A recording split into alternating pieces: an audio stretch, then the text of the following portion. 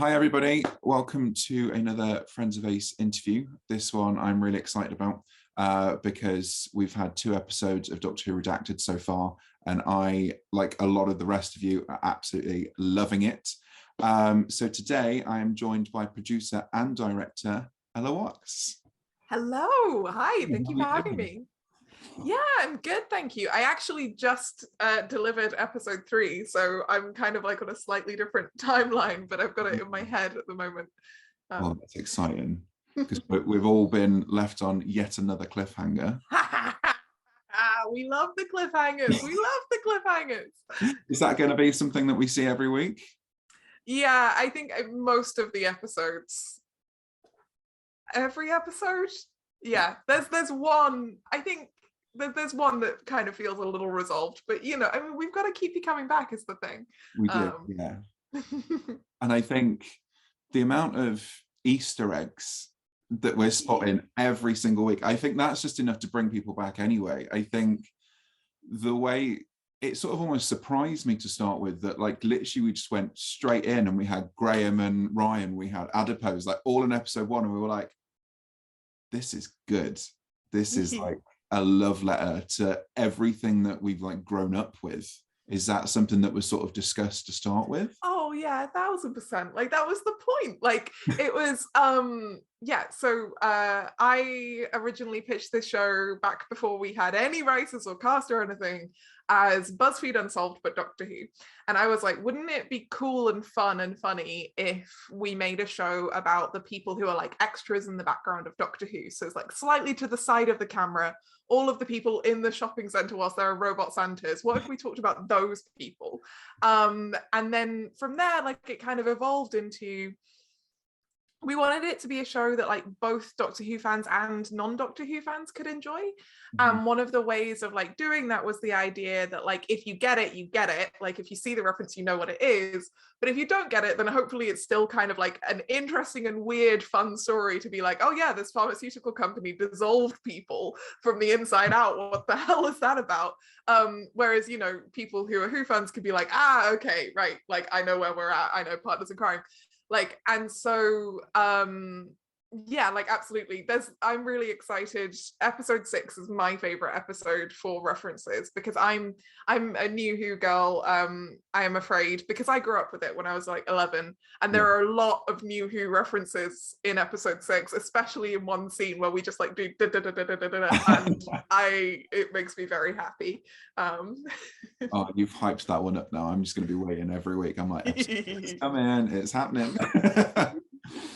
Yeah, because it's one of those things. I am a new Who person myself, so I started watching it sort of from Christopher Eccleston onwards. I'm sort of backtracking. I am going through sort of the past and classic Who. But yeah, it's just every single time that there's something, I'm like, oh my God, this is just like, it's making me want to go back and rewatch those episodes again. And then especially I didn't realize that there was going to be like the returning characters as well. Like obviously you've got Penny Carter in episode 1, you've got Dr. Morgenstern in episode 2. Like, was that something that you thought about previously, about obviously side characters, but then bringing those people in as well? Yeah, so we actually like went through this whole kind of process with that, where like we always wanted to get in as many existing characters as possible, especially like previous companions, and to have cameos from people and stuff like that. And then obviously that's complicated, partly because like a lot of the previous companions are now very famous. And so, you know, we're not going to get Karen Gillan on the show because she's a movie star. But we really wanted to like have those ties to the show. And one of the things about Redacted is that it's supposed to kind of exist roughly in time. I mean, wibbly wobbly, timey-wimey, but it's roughly in line with the canon TV show kind of timeline. And so we wanted it to be like present and current and have those faces like Kate and Osgood that kind of bring you up to like where we kind of roughly are a little bit more.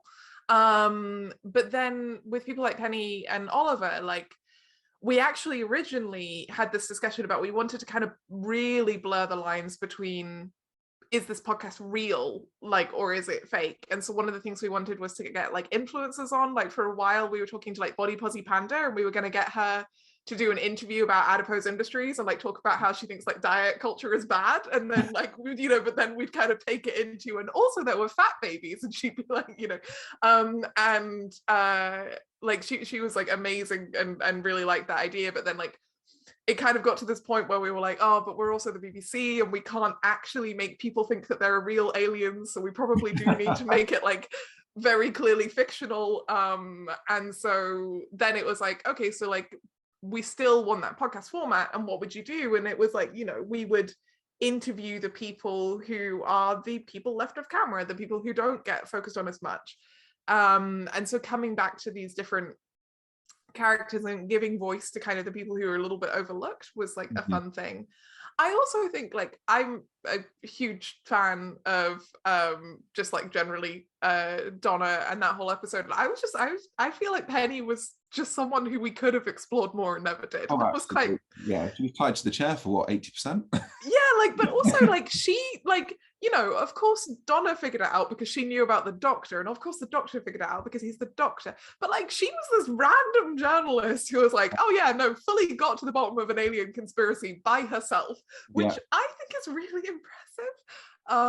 Yeah, and then obviously, I mean, Oliver is such a, you know, so and so, but then it is kind of like interesting, what's the fallout of that, you know, like you published a book about going to the moon with rhino aliens. How do you keep your medical license? There were just like kind of interesting things. And as the series goes on, like Cleo, Shauna, and Abby kind of fall into more of their own story, and it moves away a little bit from just like the kind of podcast format. But it was really nice to kind of be able to bring in those characters. Yeah, I bet. Because these are all people that as kids we all had on trading cards as well. So we've like, as hardcore Doctor Who fans, we're like, hang on a minute, let me just like literally like, and top trumps, like me and my brother would play a lot of top trumps, so yeah, it's fun. Oh, it's great that it really comes through, like the love for Doctor Who when you're listening as well. I think that's probably like one of the most key points of it, is that you can just tell that it's done, and it's done by the right people. And I think that sort of crosses like all of you sort of from behind the scenes, and then like actually the amazing cast that you've got as well. Oh my god, what was that process like, getting those guys in? I love them all so much. So interestingly, actually, we had a whole thing where so this show took 3 years to make. I first pitched it in 2019, and at the beginning of 2019, not the end. It's taken so long for lots of different reasons, but we didn't actually know that we were properly going to make it. Like, we didn't get the go ahead until January this year. And then we had to record in February and release in April, which for people who aren't aware is a really fast turnaround for an audio drama. And so me and the exec producer James had to cast the entire show in 2 weeks, which was that was a thing. And so we were like going through people, and then the only person we knew that we had to have was Charlie, because she had been in the pilot. And she was in the pilot because even though she's not an actor, when Juno first wrote the pilot episode, she kind of like emailed me. We were talking about casting for Cleo, and Juno was like, I'm going to be honest with you, Ella. I needed to write a trans woman who grew up on a council estate, and I based her on the trans woman I know who grew up on a council estate in London. So like, since I literally wrote this woman in Charlie's voice, maybe we should consider casting Charlie. And we did, and Charlie was like one of the absolute strongest elements of the pilot. Like, she was amazing. And so kind of I felt very, very strongly that we needed to have Charlie in the series, and as Cleo. But then with Holly and Lois, I mean, I spent a lot of time kind of, you know, doing research, trying to find people whose voices felt right. Like, we knew that we needed someone who was actually Northern, and we needed someone who was actually from Scotland, rather than someone kind of, I don't know, posh Southern English who's putting on a Northern accent or putting on a Scottish accent. That was something that we didn't want. So there was like lots and lots of listening to lots of people's voices. But then like the actual chemistry they had between the three of them was just, that was sheer luck. We were so lucky. And also, like, in a lot of ways, they kind of are their characters, which was also not a thing that we expected. So, like, I remember on day one of recording, Lois was looking at me and going, like, talking about, like, horoscopes and astrology and being like, actually, there's some data to suggest, like, blah, blah, blah. And then, like, Holly turns up on the first day and she's wearing, like, sweatpants and a big oversized jumper and this like heavy thick chain and like trainers and like a beanie, and it's just kind of there, just like really like kind of smart and cool and just like chill, and it all just came in dressed as character even though they're on audio. Like, honestly, it was actually ridiculous. Like, I remember they turned up and I was like, oh my god, what happened? And then like across the course of the recording, because they'd never met each other before, they all started getting along really, really well. And so by the time we had Ken, who's our writer for episode 6, he comes in as a cameo in that episode, and he'd written the show before we'd cast, so he didn't know who we were going to cast. He just knew who the characters were. And we're standing there on a break, like having a cup of tea, and Holly, Lois, and Charlie just like every break would just like bunch up and just make each other laugh like so much, like so loudly, just nonstop. Like it would just be like half an hour of laughter.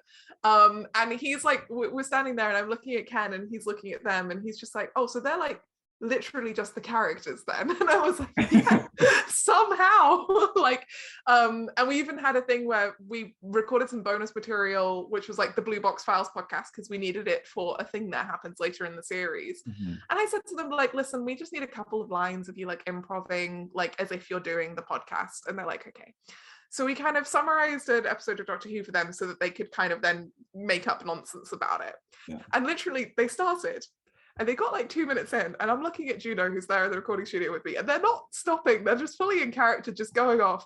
And so we're like, we don't need to stop them. And they fully went for like nearly 20 minutes and got to the end, and like to the point where Lois was being like making up, like being like, and don't forget to get in touch if you've got any questions, and like and subscribe. And they actually did like a full episode just completely off the bat because they were so into it and having so much fun that they just like could do the podcast themselves without any script or instruction. And yeah, it was amazing. I love them all. They're amazing. We're gonna need like a director's cut of that at some point. I am pushing so hard for someone to let me release that somewhere, because we also filmed it, and seeing like the three of them just like hang out, it's very fun. Yes, we need that definitely. When it came to sort of like the casting, obviously Juno wrote Cleo as this trans woman that grew up on a council estate. Was the representation then something that was very key to the whole process going forward? Was that a voice you wanted to give sort of as strongly as you have? Yeah, I mean, so yeah, there's a couple things. So I'm queer, and I am also autistic and have ADHD. I have so many things going on in my brain. But when I first pitched the series, we didn't even have Juno on. And at that point, I was just like, there were a couple of things going on. First of all, from a production side of things, Doctor Who wanted to make something for like women under 35 and ideally also like working class communities, because they felt that like across all of the auxiliary materials that Doctor Who makes, like Big Finish, games, comics, books, blah, blah, blah, they felt that the audience that they weren't really serving was like working class audiences and young women. And so what they wanted from this podcast was like that specific audience, and it was my job to make something that like makes sense for those people. But then in addition to that, like I'm a queer woman, so I feel very strongly about including queer themes in everything that I make, and I normally fight quite hard for that. But I also do genuinely and sincerely believe that like whether you're looking at something like Heartstopper recently, or you're looking at like She-Ra and the Princess is Power, like I think that in my experience as a 28-year-old woman, like young women do want stuff with queer content, partly because we just don't get as much of it. And it's always really nice to be able to see stories that we don't see told as often. And so I think like personally, ethically, I think it's important to tell more queer stories, but also like I think genuinely in the creative industries, it's good to tell more queer stories. And then I was trying to find a writer to kind of take the show, because, you know, I pitched it, but I'm not a writer. So I just had been kind of sailing on this for like nearly 6 months. And like people were like, okay, so what's the story? And I was like, I'll get back to you on that. And I found out like I'd read Juno wrote the first official book for Jodie, The Good Doctor. and also had written for Big Finish, who'd done some Torchwood Adventures. Yeah. And so I like really, really loved her writing. And obviously she's a brilliant young adult author anyway. And I was like, okay, if you want like a woman who appeals to young women, then I think you could do, like, Juno Dawson is amazing for this. Yeah. So I approached her, and then like from there it was like, well, it seems silly to have like a trans writer running this whole show and not have a trans character. And so we were like, well, we want to make sure that we have a trans character in the series, and obviously must be played by a trans actor. And so then like it kind of evolved from there. And then the original plan was for the show to be about Cleo, Shauna, and Abby. And so basically each episode would switch who the main character was. Okay. But what we realized was that across 10 episodes, we wouldn't really have enough time to like develop the emotional arcs of all of them, because you'd really only have like 3 episodes. Yeah. And so we decided to refocus, and us in the writers' room, and me and Juno and James, who's the exec, we talked about where to focus it. And we all just agreed, like, I mean, Charlie's performance of Cleo in that pilot was so like vivacious and bright and fun and interesting. We were like, we want the series to be about her. She is such a delight. Like, we want this to be her story. And then when it came into like exploring more of Cleo's like journey and her kind of emotional context, she's kind of interesting because she's a person who doesn't like to admit that she's stressed. So she kind of brushes stuff a lot, but she's dealing with a lot because, you know, she's a 22, 23-year-old trans woman who got kicked out by her mum. And so Juno kind of introduced a lot of those elements, like that difficult relationship with her mum and the stuff with her brother and like all these kinds of things. And, you know, then the series became a lot about Cleo's identity, like as a trans woman and her experience as a trans woman. And that was really brought in by like Juno and Charlie. And then from my perspective, in the pilot script, Shauna and Abby had a moment where I thought that they were quite cute, and I asked Juno if we could put something romantic in there because I'm gay. So and then Lois and Holly, honestly, there's a scene that directing it made me blush, and it was a real problem. Like it's hard to direct things when you're emotionally invested. Every single time they get to the end of a take, I'd be like, oh.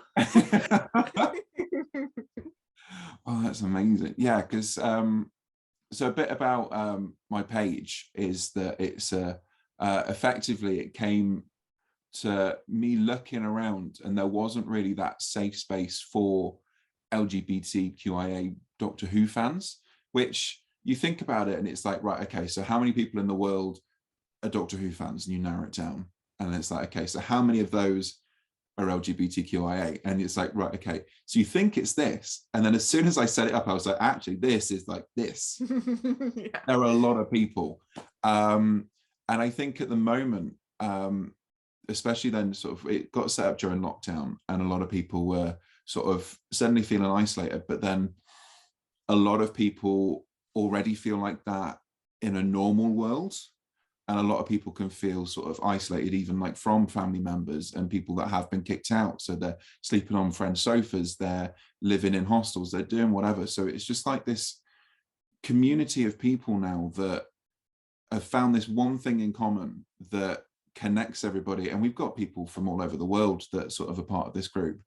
And it's amazing to see that this one little TV show can just bring so many queer people together. Yeah. And I think there's been sort of, I don't know if you'd agree, but there's been this sort of boom of representation recently, especially with things like Heartstopper being, what is it? It's in the top 10 on Netflix in like 12, 13 countries so far, maybe even more. So how would you feel about sort of Redacted coming along at this time? Because it seems almost like the perfect time for it. Yeah, I mean, like I said, I've been fighting for this show to exist for 3 years. So, and I mean, the whole time, like there's been this like really important and powerful element that is like we want to see more diverse stories about people from marginalized communities. And I think that that's for a couple of different reasons. One is that we just haven't had them for a really long time. One is what I think Alan Young said, which was, I'd like to thank all the straight white men for telling so many stories about themselves. The stories about anyone else seem interesting. But like, there's also this thing that I always feel really strongly, which is that like queerness and like gender identity, romantic orientation, sexual orientation occur across everything. Like whatever your racial ethnic background is, whether or not you're disabled, whatever your class background is, you can identify anywhere on the gender, sexuality, or romantic spectrum. And like not everyone experiences romantic love, but everyone experiences affection. And I think that like there's a thing that fundamentally stories about who we are and how we are and who we love and how we love always resonate, because people are loving. And that's a really wonderful and beautiful and powerful thing. And so, you know, whether you're talking about Schitt's Creek or you're talking about sex education or you're talking about Heartstopper, again and again and again, what we see is that even people who might currently identify as like allosexual or straight or cisgender really relate to these stories, because fundamentally what these stories are talking about is about the ways that we care about one another. And that is the oldest and most important story of all. So like, I'm glad that this is happening now. I think it should always happen and should happen more and much more continuing. Yeah. And what has the response been from your perspective? Because I'm seeing like fan art every day. I'm seeing people talking about it all the time. Like, what has that been from sort of your perspective, then seeing that reaction? Honestly, such a relief. I was so scared. You know, the thing is that I am I am quite an angry and passionate person, especially when it comes to needing to tell diverse stories, because I think it's important and I think that we need to fight. And I exist on so many intersections of privilege. Like, I'm white, I'm cisgender, I have like a kind of mixed class background, but generally was pretty privileged. And I've always felt very strongly that because I have this like shield of privilege, I also have this ability to kind of like dive into a fight and be the person in an office who's being like, aha, yes, you thought I was on your side because I'm white and I sound posh, but I'm actually not. And I am going to tell you you're stupid. And, you know, and then also that thing that I think a lot of like cis queer people experience, especially bi people, is like people will misread me as straight, and it's very important to me that people don't see me as like hetero, and so I will like be very loud on purpose about my sexuality, because it's important to me to do that, because I can, and I know not everyone can. And so anyway, all this said, so I have fought so hard for so long for this show in lots of different ways, like, you know, people being unsure whether or not a show would work if it was led by 3 women, people being unsure if, you know, a show would work that was like led by a trans woman, people unsure if people would relate to the queer themes in it. And like, whilst like I want to be clear that like there are so many people at Doctor Who and at the BBC who've been really, really supportive of this, I also can't ignore the fact that the BBC, especially recently, has a violent history of transphobia and homophobia. And so we were kind of, in some ways, making that in spite of what the organization was doing. And it was important to me to fight for it anyway, because I was like, you know what, like, if everyone hates it, if every Doctor Who fan is like, you know what, we don't like it, it doesn't work, whatever, there is going to be one person who this matters to, and that one person matters, and I will do it for them. But also, I did have a bit of a fear that, yeah, like it would maybe one day be discovered by someone in 15 years who'd be like, oh, what's this obscure like BBC thing? But it was just buried in an avalanche of hate. And not even like, you know, bigoted hate, just like people being like, you didn't do Doctor Who well, or you didn't do an audio drama well. And so I was very anxious. and then so relieved and like overwhelmed to see like how lovely people are being, like they're being so nice. Like, and I'm so happy that people feel like these characters are real and natural. I also feel very vindicated because I again have fought for this for 3 years, and I've been saying that this would work and people haven't believed me, and I'm very much like ha ha ha ha ha, people see it. Yeah, you know, like it's just obviously it's joyful, and there's so many things that like make me so happy, like obviously seeing the fan art and stuff. And I have a group chat with Lois and Holly and Charlie where I'll just be like, oh, there's more fan art, we all like share it and geek out together. And you know, I'll be texting Juno and be like, oh, did you see this? So yeah, like relieved and excited and happy, and also like as a Doctor Who fan, it's been such a long time of like a really divided and occasionally quite angry fandom. And you know, curate your fandom experience. I'm surrounded by many lovely fandom people, but like it for a long time I've had such a like kind of heartbreak about where Doctor Who is at, and the way that sometimes it can feel like you were talking about how it's a safe space. It was a safe space for me as well growing up. Like I had quite a difficult childhood, and like Doctor Who was where I like hid, you know. And then for like in recent years, just like some kind of like complexities and debates, meaning that it just didn't feel like safe and soothing in the way it had before, and that I would kind of have to step away. And seeing some of that energy coming back, like seeing some of that love coming back, and seeing people who like, one of my things that makes me really happy is like, obviously for me, I kind of made this for like queer women and trans people and people who were really going to relate to it. But one of the things that's been really nice is seeing people who are like maybe cis or straight or dudes who are Doctor Who fans who are being really supportive as well. And that's really nice to see, like seeing everyone actually agreeing is really nice. And you know, it's not everyone, but it is really nice to see like such a big group of Doctor Who fans enjoying the show. Also, just, I know I've been rambling, but this is my first commission as a producer. Like most producers start out with like a 15-minute standalone drama on Radio 4, and my first commission is a 10-part series for Doctor Who.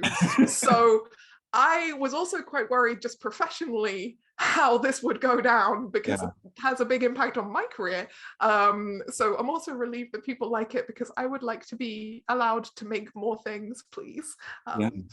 Well, I think if anything is to go by, you have got the receipts to prove this is working, and there is definitely more than one person that is loving this. I can tell you that. So just on behalf of sort of not just people in my group, but everybody that I've seen on Twitter, just thank you for everything that you've put into this, all of you. It's been absolutely such a joy to listen. I re-listened to the first 2 episodes again this morning, and I was like, right, okay, let's do some like research. But then I just sat there just enjoying myself again. Like I knew what was coming, and I was just sat there like, oh my god, what's going to happen? I'm like, I know. So yeah, honestly, it's just been incredible to listen to. And without any spoilers, what can we sort of look forward to going forward? Ooh, I mean, everyone's going to have some character development. So, you know, everyone's going on a bit of a journey. Their relationships to one another and to other characters are going to change. We're going to see more cameos and returning characters. You know that already. We're going to see a bit more of the Doctor. Not loads. I don't want to overpromise, but she will be back. What can I say? We're going to see a different side of some notable organizations within the world of Doctor Who. Ooh. And yeah, and it's gonna get real big and real bad, and some bad stuff is gonna happen, but I promise that it'll all work out in the end in one way or another. Nice. I think that's enough to whet the appetite for everybody. But yeah, we are 2 episodes down. Episode 3, is it from 6 a.m. every Sunday? Yeah, so it's going to be dropped in the mornings now. And there's been a bit of a thing where people feel like the BBC and Doctor Who aren't promoting it. They were just promoting it in the evenings because that's when social media stuff happens. But they are really behind it. But yes, it'll be available in the mornings on the BBC Sounds app and on the website. I also actually thought, like, because I have to be so vague about what's going to happen in the series, I can't really tease about it. But what I will say, and this is kind of an exclusive, it's fine, I can get away with it. The title of episode 4, which comes out not this week but next week, is Angels. So do with that what you will. Everybody will be making everybody will be getting their own little ideas in their heads now. That'll be fun. I'm just going to sit there and just watch everybody try and work all that out now for the next couple. But yeah, thank you for joining me and having a talk about this. It's been wonderful. Thank you for having me. That's all right, and hopefully we'll see you back on Twitter and keep that fan art coming, everybody. We love to see it. I love to see it. I'm just like honestly endlessly like in the tags just being like, oh, and then when people speculate about like plot stuff, I can't really interact with it, so I'm just like, but I see you. I have like private chats with some of the people because I ship 13 Yasmin and I'm part of the Doctor Who fandom, but I have all these private chats with my friends who are like screenshot stuff and text to be like, ooh. Also keep sending me Jodie gifts because I'm gay. Yeah, I think we can all relate to that. Right, well, thank you.